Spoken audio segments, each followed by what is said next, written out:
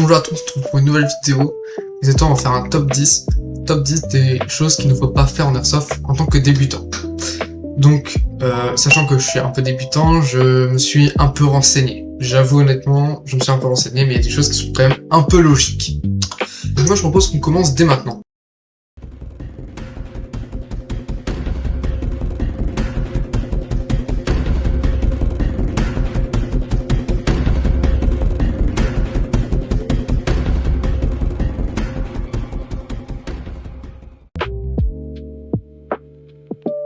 Alors la première erreur est toute conne, c'est d'acheter une réplique avant d'avoir testé une partie. En effet, vous pouvez pas savoir si ça va vous plaire ou pas. Même si vous êtes certain, il y aura peut-être des trucs qui vont pas vous plaire, du coup qui vont vous dégoûter de l'airsoft. Ce qui est mon cas, malheureusement j'avais acheté une réplique Sniper, donc le MB07D, que maintenant je regrette énormément. Et honnêtement, Sniper, ça va être, vous allez voir plus tard, c'est quelque chose qui va vous revenir, bon déjà ici, mais il va revenir aussi après. Mais en tout cas, d'abord, testez l'airsoft avec des répliques qui louent, s'il y en a qui louent, testez, puis après vous allez voir si ça vous plaît. C'est un petit conseil, mais ça a son importance. Alors le deuxième conseil, j'aurais dû peut-être le mettre en premier, les protections, c'est obligatoire. Voilà. Protection des yeux sont obligatoires. La protection du visage ne sont pas obligatoires, mais honnêtement, achetez-en. C'est vraiment un masque grillagé coûte 20 €. Ça serait bête de payer une dent que vous avez cassée parce que vous n'avez pas acheté de masque grillagé à 20 €. Ça risque d'être con.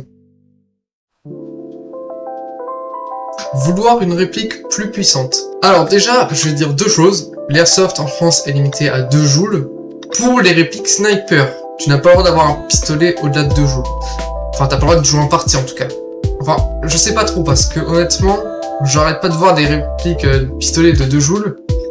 Mais honnêtement, tu joues pas en partie avec ça. Hein.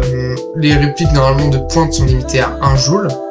S'il y a des associations qui sont autorisées à 2 joules pour des répliques de pointe, je veux bien aller les voir.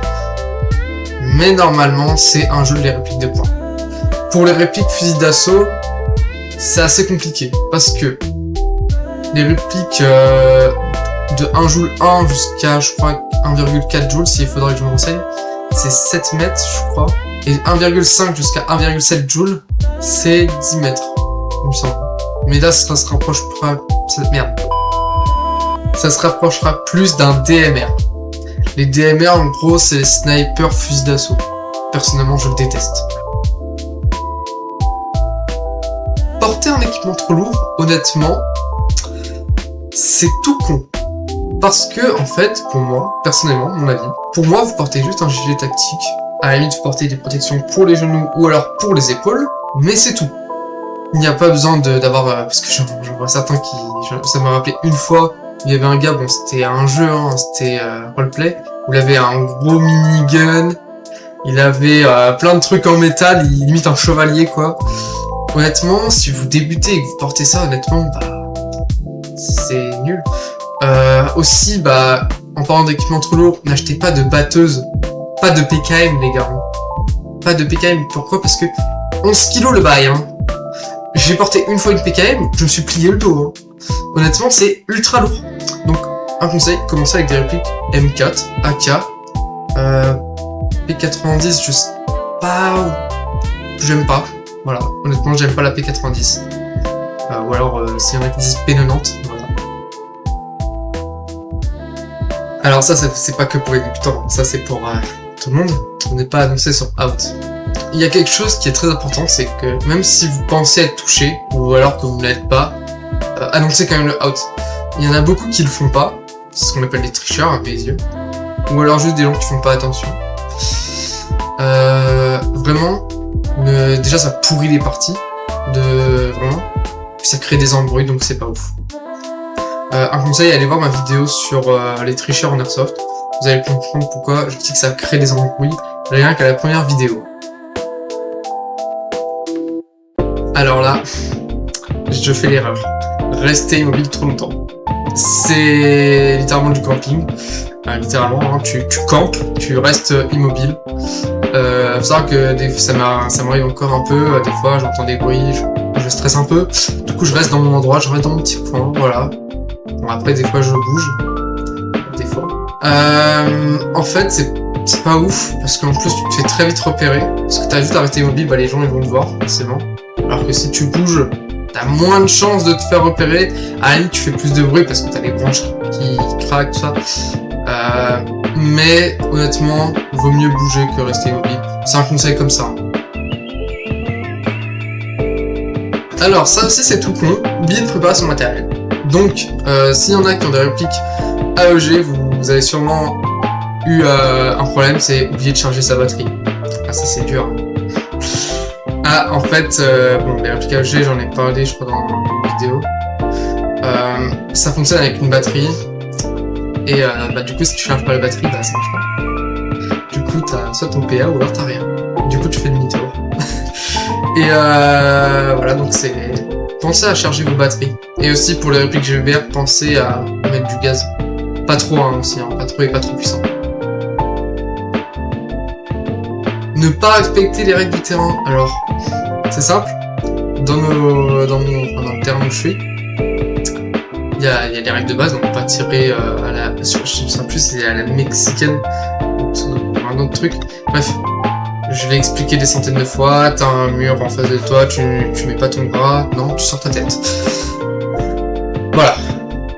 Mais il y a d'autres règles, notamment ne pas polluer. Voilà. Donc pour ceux qui ont des mégots, ne les jetez pas, vous les mettez dans un petit sac, pour ceux qui ramènent la tout ça. Donc ne pas polluer, bon, ça c'est logique. Respecter les joueurs, donc pas d'insultes, pas de disputes, ce qui est très rare en tout cas, bah moi j'ai jamais eu affaire à ça, alors que dans les autres sports, mon dieu que j'avais affaire à ça. C'est pour ça que j'aime l'airsoft, c'est parce que on est, y a des gens immatures hein, dans le domaine où on se marre bien, mais dans le domaine où les règles, on les respecte vraiment, on est vraiment carré sur les règles, et c'est ça que j'aime bien dans l'airsoft. Et la dernière erreur, c'est la plus rare, je trouve. Oubliez de boire et oubliez de faire des pauses. Buvez. Vraiment. Vous allez courir avec une réplique qui fait 3 kilos dans une forêt, voire dans des bâtiments. Dans les bâtiments, c'est encore pire, vous allez monter les escaliers, tout ça. Vous allez vraiment suer sa mère. Vous allez être dans un équipement qui est lourd, déjà. Il y en a qui ont des équipements lourds, mais voilà. Vous allez transpirer de l'intérieur parce que vous allez avoir chaud, mais pour vous protéger, bah voilà. Et vous allez quand même avoir des répliques quand même avec les chargeurs, le pistolet si vous en avez un. Honnêtement, c'est lourd et avec le casque. Bon, encore ça va. Là vous dites ça va, c'est pas lourd, tout ça. Mais vous allez quand même courir parce que vous n'allez pas vous laisser vous faire tirer dessus. Mais voilà. Du coup, buvez. Voilà. Buvez et faites des pauses. Surtout qu'il y a une pause bière aussi. C'est très bien. Donc voilà, c'est une très courte vidéo. J'espère qu'elle vous a plu. N'hésitez pas à mettre un like, à vous abonner, à partager la vidéo. C'était Titrex et on se retrouve pour une nouvelle vidéo. Je vous dis à la prochaine. Ciao.